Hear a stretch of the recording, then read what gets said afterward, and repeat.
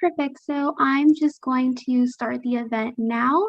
Hello, everybody who's watching or who will be watching later. My name is Jillian, and I am the Vice President of Student Equity from PCC's Associated Students. I'm very happy for everybody who's here today. And this is actually my first event for my position as well.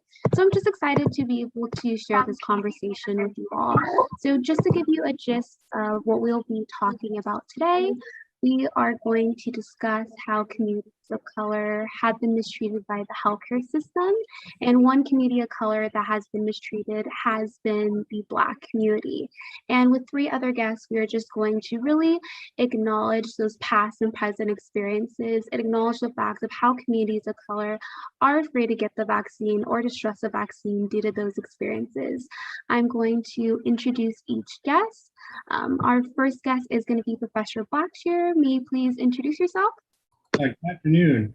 I am Professor Alvin Blackshear. I've been teaching American history and African American history at PCC for the past 4 years, and I enjoy it immensely. Thank you very much. And I'm going to go to our second guest.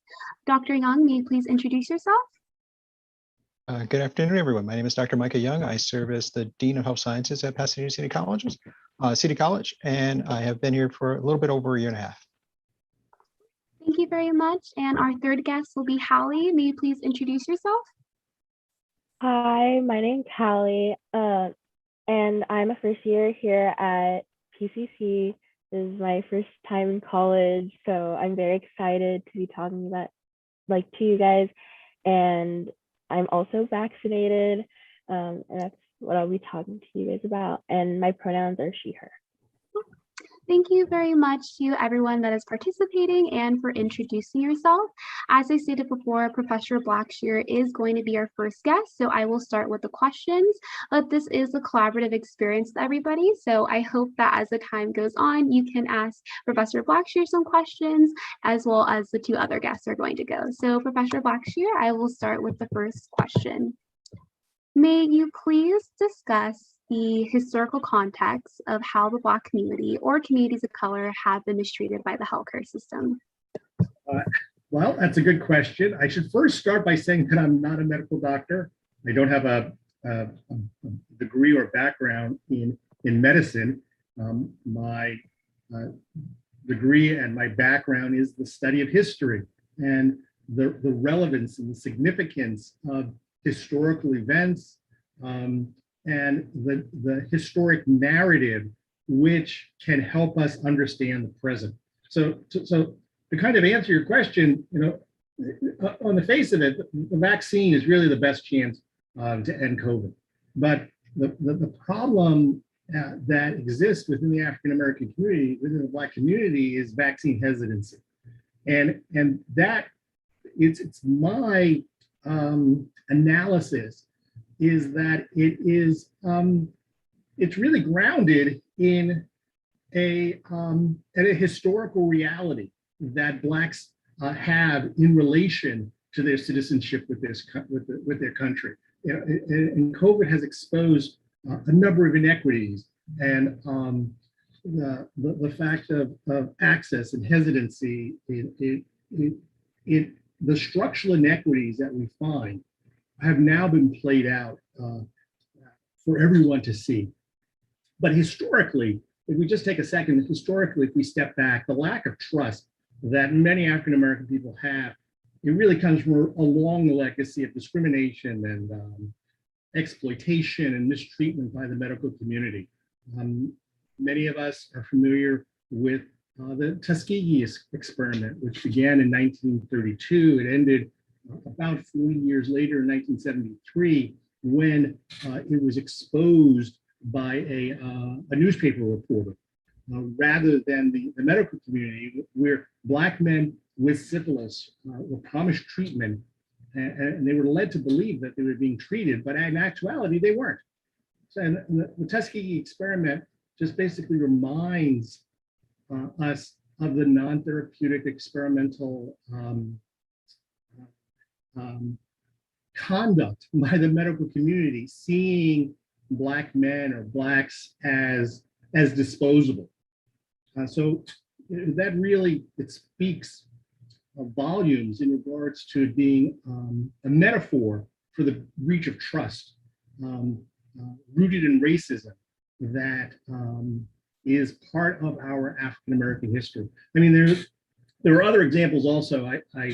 I came across an article last year, which I wasn't even aware of, but that in the 1920s, during the practice of eugenics, that California was the leading state who's in the nation regarding social engineering, and that 1/3, approximately 20,000 people, were sterilized here in California in state prisons and institutions for the mentally ill and disabled. But the disproportionate majority of women who were sterilized were Mexican Americans who were sterilized based on their income or their lack of access to counseling, and they had no legal representation whatsoever.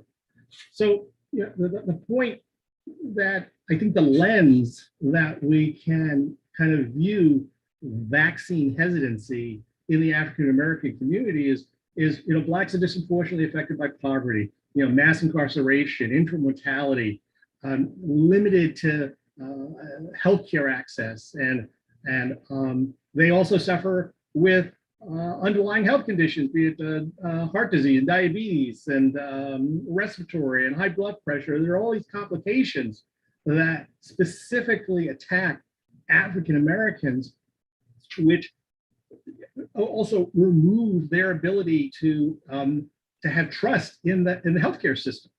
There, again, like I said, COVID exposed so much of inequities because the vast majority of African Americans weren't able to work from home. They weren't able to physically distance. They're living in multiple family dwellings, which can help the virus spread. So vaccine hesitancy, as we call it, is really distrust of the healthcare system. And once I think you have a conversation about the vaccine and the positive that it can do, many of those barriers or notions disappear. I mean, for example, the fact is that African Americans, while we represent about 13% of the population, we only make up 4% of all U.S. doctors. So when we go to see a doctor, we don't see someone like ourselves, and the number is even more dramatic when you look at the number of medical students who are of color. And I know the AMA is addressing that as relates to the cause of George Floyd. Everybody's woke now, which is a good thing, but it gives us an understanding of why having African Americans accept the vaccine is such a heavy lift. Last night, in preparation for today's presentation, I took a look at the statistics at the CDC, and currently, as of Sunday, that published statistics show that 168 million Americans are fully vaccinated. That represents about 49% of the U.S. population. But when you break it down by ethnicity or geographic location, the CDC website states that only 10% of the African American population has been fully vaccinated. And then, you have to then ask yourself, why is it that so many of us have made the decision? And that's really something I'm curious to ask some of the other participants. Why have so many of us made the decision not to get the vaccine? And I know there's a tremendous amount of misinformation out there, but I have found that when I confront my nephews and my nieces about their hesitancy to get the vaccine, it really boils down to very, very, very simple explanations like, well, I really don't know where to go. It was like, oh, really? Yeah. Or I just haven't had the time to do it. I'm like, okay. And I'm not into shaming. I mean, that's not the purpose of my confronting them. It is really to say to them, you can bring the virus back home and you could make me sick, or you could make your grandmother sick. And because we all have underlying health conditions, I'd like to lose a little weight because I'm really overweight, but I have diabetes. And at my age, if I were to get COVID, that would place me essentially in the ICU and possibly on a ventilator. So my decision to get the vaccine was really a very simple decision. It was, here's a medicine that can prevent or reduce the risk of getting COVID. So yes, I'm going to take it. So in having that conversation with my nephews and my nieces, when they realized that, well, they said, well, maybe it's not safe. I go, okay, what is that based on? It's not safe. And they're pointing to something they saw on TikTok. And I go, well, okay, let's take a look at that, because is that person a medical expert? Is that person, are they grounded in an understanding of the vaccine and the science behind the vaccine and testing and trials that occur as a part of its release?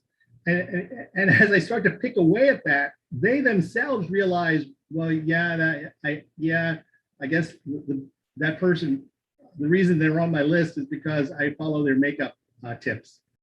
I go, okay, that's cool, but I'm not really sure that they're the best person to give you advice regarding if you should or should not get vaccinated. And but one nephew said, well, I've never been sick.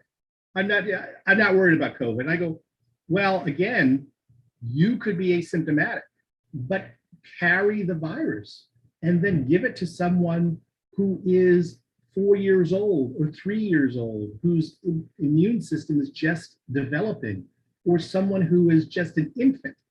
I mean, irrespective of the fact that, an old man like me, you don't really care about, but what about your the baby that's in the family? So I think that conversation is or was very important, because they then decided to get the vaccine. And again, it wasn't in an attempt to shame them, but was in an attempt to have them articulate their concerns, address it, and then identify what would be the best choice for them. So I don't know if I answered your question, because I think your question was historically one of the reasons why African American and vaccine hesitancy is such a big, such a heavy thing to understand and to penetrate. And again, it is because of the historic inequities and systemic racism that we find built into so many of our institutions, be it criminal justice, be it housing, be it education. That in the medical community, we now see that these inequities exist, and people are like, I don't trust them. Therefore, I'm not going to get the vaccine. And that conversation then needs to occur so that you can break through vaccine refusal and arrive at vaccine acceptance.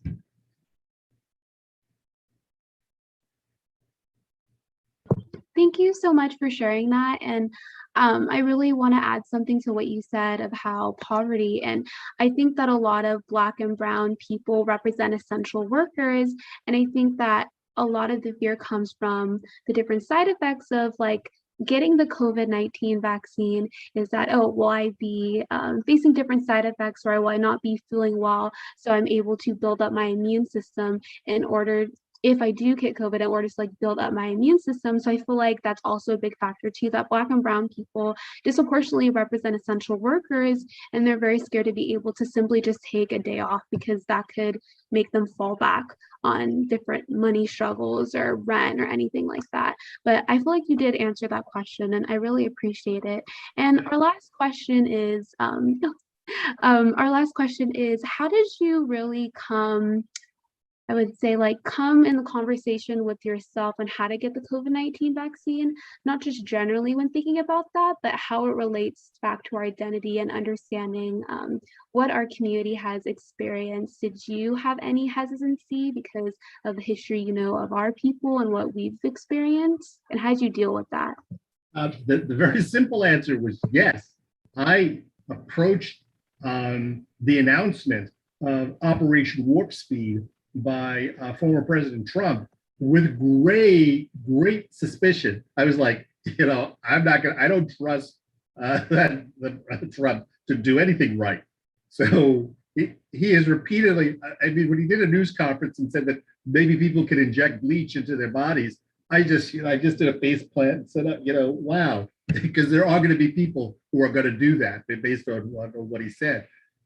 So I myself was initially very suspicious of Operation Warp Speed, but it was actually Dr. Fauci and his he gave a really long form interview on MSNBC, which was almost 90 minutes, and he essentially explained every single process the CDC has gone through in order to bring the vaccine. And he also explained how the vaccine works, which I wasn't aware of as it relates to its the protein and attaching itself to the outer shell in order to create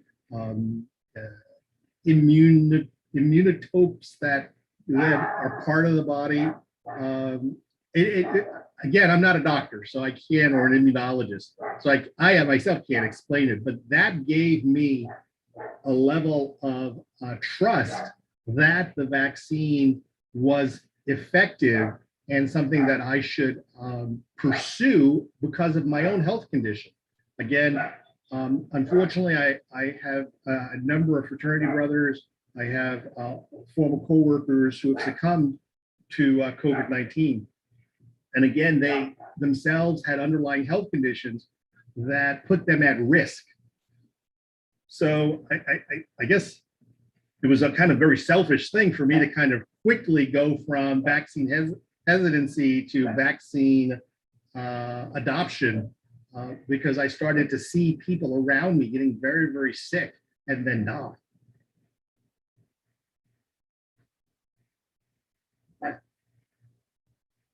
Thank you so much for sharing your experience with that as well. I feel like we can all relate to that, really seeing how COVID-19 has had such huge impacts. And I feel like that's what encouraged a lot of people to get the vaccine, was seeing that, whether it's people around them or seeing people on the news, really understanding how important it is to get that. So thank you so much, Professor Blackshear. Do you have any other comments or any other thing that you would like to say to encourage more communities of color or marginalized identities, or generally just students at PCC on the importance of why we should get vaccinated? The last note is that from last night's research, I found it very upsetting and disturbing that statistically Blacks are dying 3 times at the rate that white Americans are regarding COVID, especially in the Deep South, where you find a tremendous amount of vaccine hesitancy. It is not my purpose or desire to shame people into getting the vaccine, but I do want us as a community to have a conversation regarding vaccine refusal and vaccine hesitancy, so that people, and not to push people into that camp, but to actually bring them towards a better understanding of vaccine acceptance. Thank you very much again for your response, and I appreciate all the encouragement that you're getting for students at PCC in order to get the vaccine. I'm now going to go to our second guest, which will be Dr. Young, and I'm going to ask the first question is that should people feel hesitant or concerned about getting the vaccine knowing how fast it was made? That's a good question. And I would say start by saying my frank answer is no. I would say the hesitancy, I understand everyone should be aware of anything that they're putting in their body under any condition, whether it's a food, drug, beverage, or anything. Just be creating that sense of awareness in terms of acceptance of what you're doing and responsibility for what you're doing. But in terms of the vaccine production timeline, one of the things that I always like to say is that the vaccines are constantly being produced, and sample drugs or sample vaccines vectors are constantly under investigation. So it was interesting that this particular vaccine platforms, the current platforms that are being used were under production for quite some time before the pandemic hit. And it was during the pandemic that these platforms, the three different platforms that are approved for use in the United States currently, the Moderna, Pfizer, as well as the Johnson & Johnson platforms, were under investigation and being studied as potential vaccine platforms before the pandemic. Due to Operation Warp Speed, these platforms were put into operation much faster, but they'd already been or in the developmental pipeline. So all those safety protocols and guidelines were not short-circuited. It just ended up in massive phase 4 testing in an earlier phase than some of the other vaccines that are approved in market. Thank you so much for sharing that response. And I also wanted to ask, because I feel like that has been a really big question of the concerns of how fast it has been made. And I wanted to ask as well, this has been another continuous conversation, does the vaccine cause any sort of infertility? You know, that's a great question. So I can give you the official position of the American College of Obstetricians and Gynecology. They are encouraging everyone to get all women to get vaccinated. Now, interesting note, because we remember the vaccines, when they were first approved, were approved for emergency use authorization. And the reason was, and just to kind of unpack that a little bit in terms of what an emergency use authorization is used for, is when the disease itself causes more death and destruction than the potential risk of the vaccine. So the government made the decision that vaccination was better than the sequelae of having the natural infection because of the rate of morbidity. Remember, there is both morbidity and mortality. Mortality is death, and morbidity is the chronic smoldering conditions that result from being infected. So the vaccine seemed to reduce all those. So there was an emergency use authorization rather than going to what we usually have is a phase 4 drug trial, where it's a large randomized drug trial, double blinded. So then after a drug goes through that period of time, then if it's found to be effective and efficient, it's generally approved. But because COVID was so widespread and causing so much damage across not only the United States, but across the world, the Food and Drug Administration approved it for an emergency use authorization, but but under the guidance that we'd still be doing reviews of the drug as of the vaccine platforms as they move forward. So the first and only vaccine that is FDA approved now currently is the Pfizer platform, because it has now gone through the large scale utilization in phase 4 studies. And some of the things that we're finding, as we find with all drugs, right? So even if a drug is approved by the FDA, there's post-marketing surveillance of the drug. So once a drug hits the open market where it's licensed and authorized to be used by any healthcare professional, there's still what we call the post-approval surveillance of a medication. Sometimes it's how drugs get pulled from the market, because we can't test a drug on everybody and know all the potential side effects and outcomes. But once the drug is in open use or open label use by physicians to use for the indicated and often non-indicated off-label usage by providers, depending on their expertise and recommendation, then we may see other side effects and other things that are coming about. So in the question about infertility, we know that the drug there have been some anecdotal or now case studies about changes in menstrual cycles for women.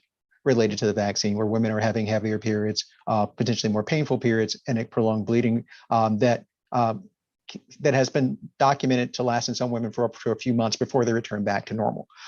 There's ongoing study. The NIH is being pushed to do studies to find out if there's something that is particular about individuals who are experiencing this, because it doesn't happen in all women, just some women. So they are looking at that long term to push for studies in this area. The other thing is that the vaccine has not seemed to reduce the fertility rate among women, as reported by the American College of Obstetricians and Gynecology. They said women are still getting pregnant, they're still having normal conception, they're still delivering, and they're even encouraging women who are pregnant to get vaccinated, simply because COVID and pregnancy seems to also increase the morbidity and mortality associated with the disease. Thank you so much for taking the time to explain that. And just another question that I feel like has been talked about, especially amongst communities of color as well. Do we know if any people of color, particularly healthcare workers that are of color, have been involved in making the COVID-19 vaccine? Yes, I would say that, this was probably, and I want to echo something that Professor Blackshear said. I do think that the George Floyd events of last summer did make a clarion call across a lot of different communities to evaluate a systemic and institutionalized racism. And the medical community is not immune from that. And I agree with everything that he said in terms of historical narratives, historical mistreatment of patients, et cetera. The lack of representation across healthcare systems, as well as healthcare institutions, that have contributed some of the inequities that we see in terms of patient mistrust and patient hesitancy in terms of participating in not only drug studies, vaccine studies, but also just in getting healthcare, because healthcare is one of those intimate professions where you need to trust the person that's providing you information, knowledge, and treatment. So when you have discordance between the provider and the patient, oftentimes that in itself can be a barrier. And what it did expose, that what we already know from the literature, is that patients tend to respond better when treated by members of their own community and who have similar experience or shared experiences with those patients that they are serving. So this pandemic definitely exposed that particular vantage point that we're seeing across the society in terms of vaccine hesitancy. Now, to answer your question about participation, yes. There was both participation in the initial vaccine approval studies, because remember, before the vaccine got approved with the emergency use authorization, it had to go through safety and efficacy studies. And about 4,000 of the initial vaccine recipients were African American. And then with the Moderna platform, the actual scientist, the immunologist behind the Moderna platform is actually an African American virologist, an immunologist, who actually helped design the platform that's used for that vaccine. So there's definitely more participation probably in this vaccine rollout and documentation than in some previous other vaccine rollouts. Thank you so much. And as we're talking more about the COVID-19 vaccine, I feel like from what I've heard, a lot of people believe that one dose is just enough. Can you please explain to people why it's important to get the second dose, and just a little more information about that? Great. So to make sure that we're getting information accurate out there, the only single dose approved vaccine currently is the Johnson & Johnson vaccine.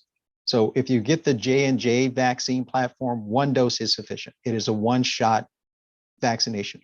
The other two approved platforms, the Moderna and the Pfizer, are two-shot vaccine series. Now, why are the two shots important? Well, the first shot is introducing the body to the antigen, right? To the actual portion of, both of these platforms, both Moderna and Pfizer, work on an mRNA platform. And that's just the messenger RNA that gets transcribed by your body into a piece of protein that your body will recognize as being foreign. So our whole immune system is to recognize things that are not us, right? So we survey things that are not, we undergo surveillance of things that are not us. So for example, when you get exposed to, let's say, a common cold, your body recognizes that as being not part of who you are and something to be destroyed.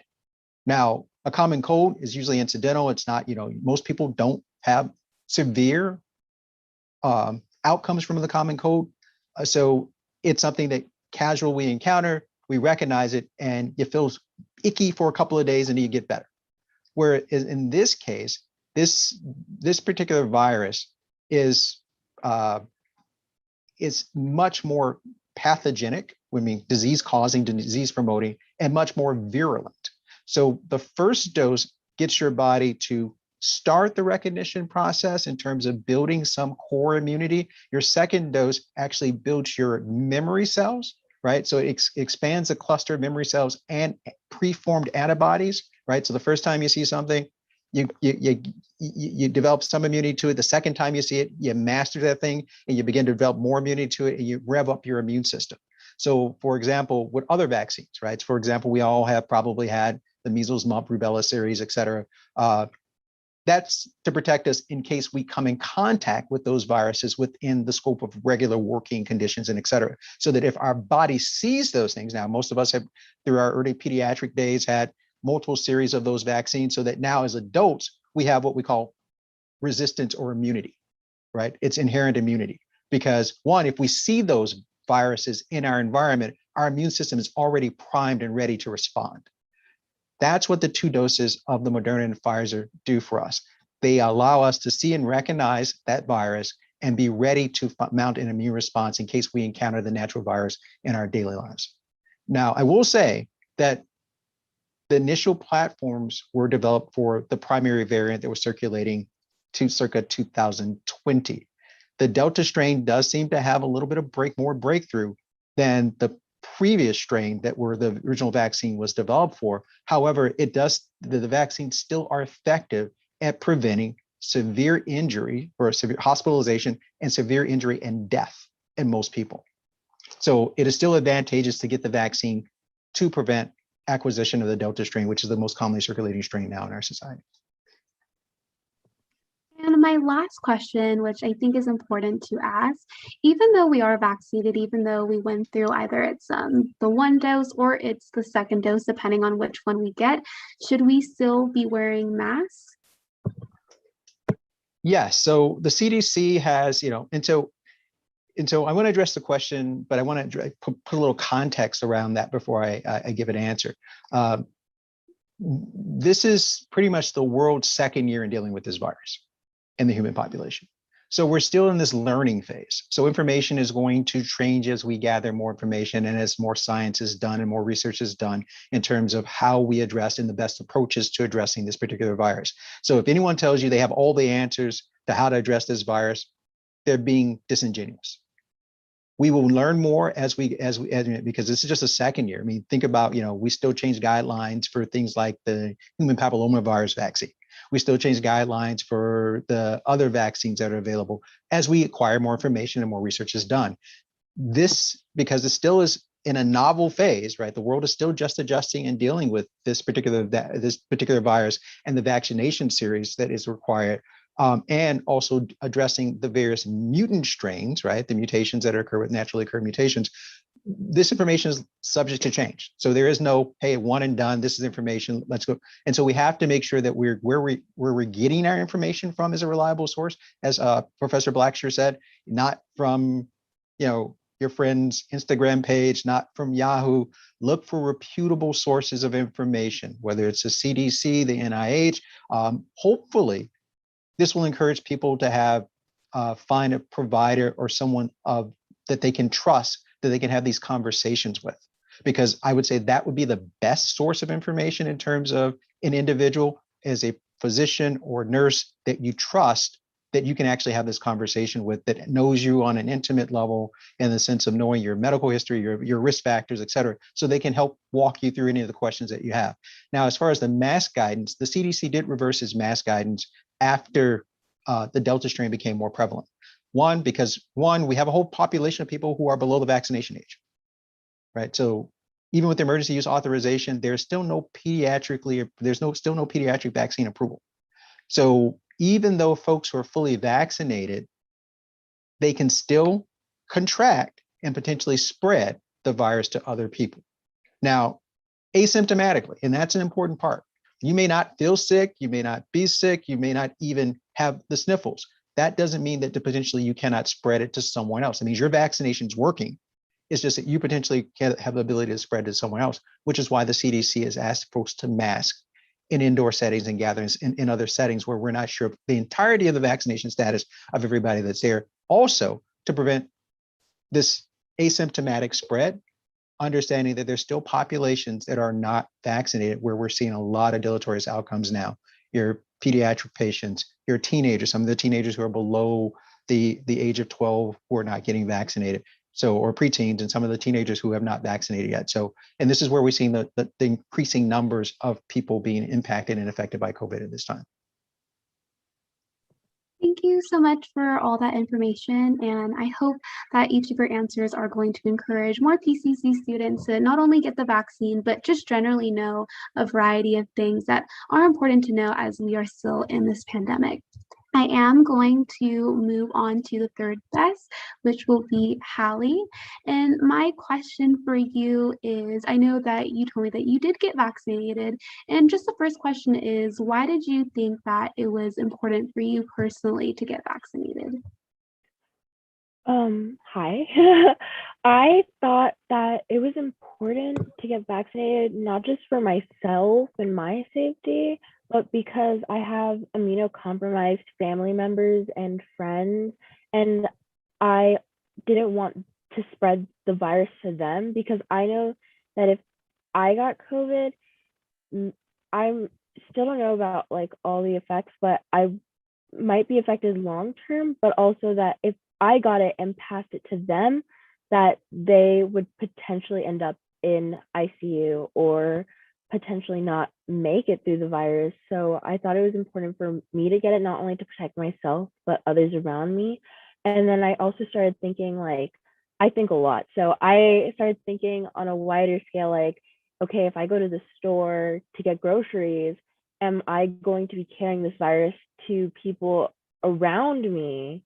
And are they immunocompromised? And like, kids can't get the vaccine still, so I want to make sure that I'm not going to spread it to like a baby, because obviously like some kids can't wear masks and or don't know how to use. I've heard a lot from like parents of like family friends that their kids can't wear masks for a long time, or they'll take it off and put it back on and stuff like that, because they're little.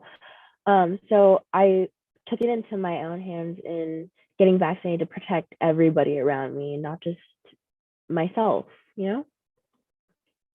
Yeah, thank you so much. I think that as the other guests are nodding, we can really all relate to that. And if you don't mind me, please share some symptoms that you got after the first vaccine or the second vaccine, just depending on which one you got. Oh yeah, so I got Moderna, the 2 dose, and the first time I got it, I didn't really get any symptoms. I was just kind of tired, a little brain fog, but I think that was because I was kind of anxious to get it.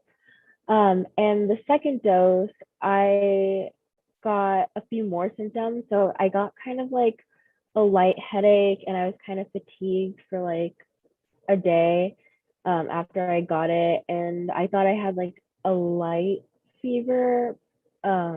But every time I checked my temperature, it was okay. So I think it was just me. But the symptoms weren't that bad. And I got through them perfectly fine. Thank you for sharing that. And the similar question that I asked Professor Blackshear as well, how did you deal with the concerns that you had about the vaccine, but just generally, but more specifically, how did you deal with them as you grappled with knowing the experiences of communities of color, or particularly what the Black community has experienced so historically and presently within the healthcare system? How did you really grapple with that, and how did you still get the COVID-19 vaccine knowing that? So I was really anxious to get it. I also have anxiety. So in general, like overall, I was very anxious to get it. And when I was actually getting it, I was like pacing in the pharmacy, like, oh my God, I'm about to get a vaccine and I'm scared. But to reassure myself that I was going to be okay, I did a little bit of research. I was like, okay, I was scared because it was processed so fast. And then I learned that mRNA technology has been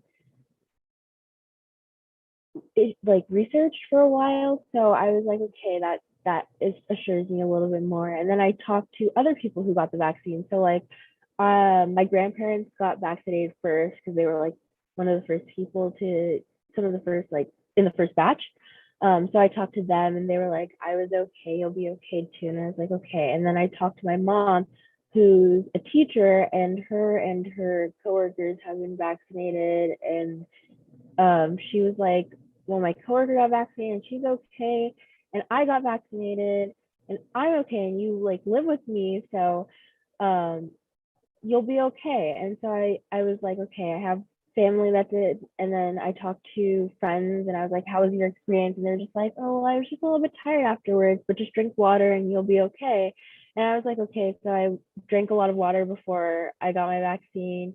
And I also like looked at articles of like celebrities who got the vaccine, just to see people who like I didn't know, like their experience of getting the vaccine. I made sure to look at articles of like doctors, people in the medical field. I saw a lot of interviews, and so whenever I could watch the news, I would watch the news of like medical professionals talking about their experiences and how they got the vaccine.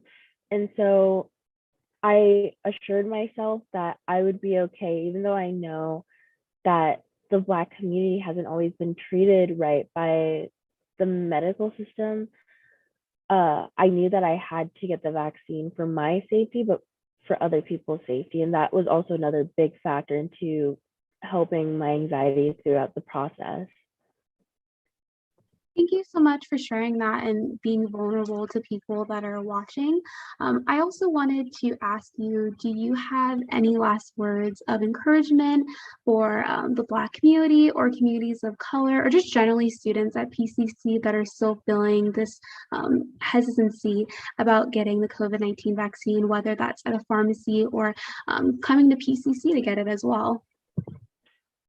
Some words of encouragement that I have is that if I can do it and my anxious self can do it, then you can totally do it. And if you ever need anything, like I have classes here on campus, like just I usually am at the Black Student Success Center. That's where I usually am. So if you ever need anything, I'm always around. Like, don't be afraid to stop me on campus and be like, hey, like I'm totally, trust me, I'll be just as nervous as you are to talk to you. But if I can do it, you can too. And especially if it's something that could potentially save your life and people around you, it will save you.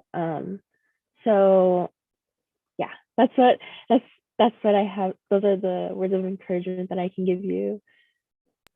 Thank you so much for sharing that. And I really just want to open the floor to anybody who wants to say any last comments or something that they weren't able to get through when I was asking questions. Please feel free to say anything.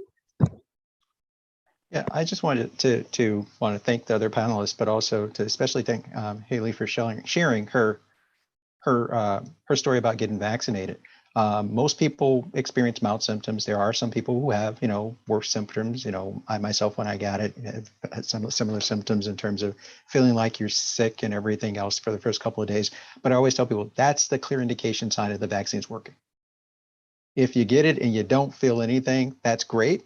But if you get it and you start feeling as if you're starting to have those symptoms, if any of those of us who've ever had the flu before, that prodrome that you feel where you start feeling icky, that's the vaccine actually working. That's your body's immune system actually responding to the vaccination.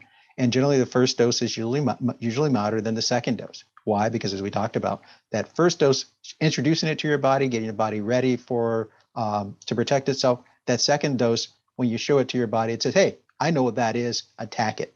And so the symptoms are usually a little bit more robust. The pain at the injection site can be a little bit more.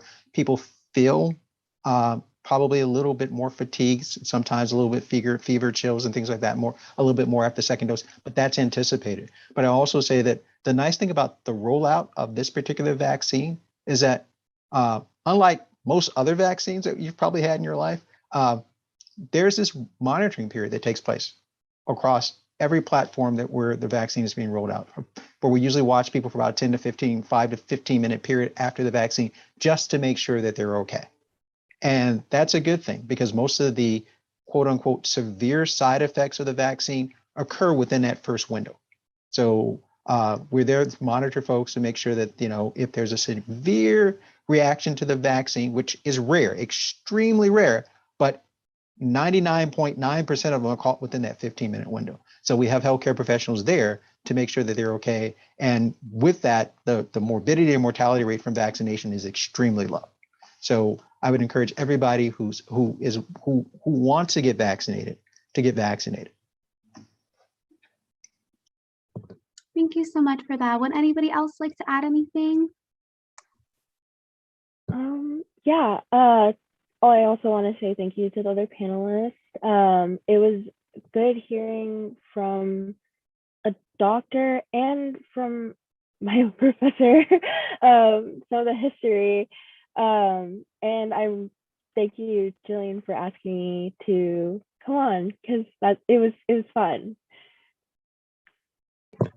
Thank you. I'm really glad to have all of you guys here and just being able to express yourself so authentically, and being able to encourage a bunch of students here to take the vaccine. And I know that this live will really make a change in that and really open people's hearts to that as well.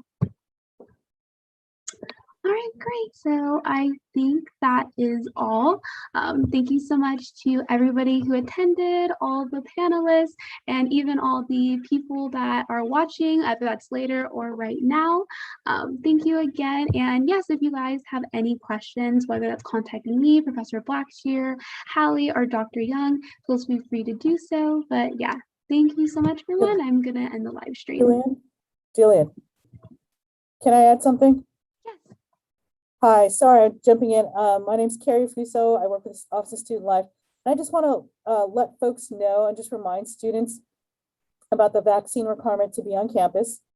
We're asking that you submit your vaccine card by September 30th.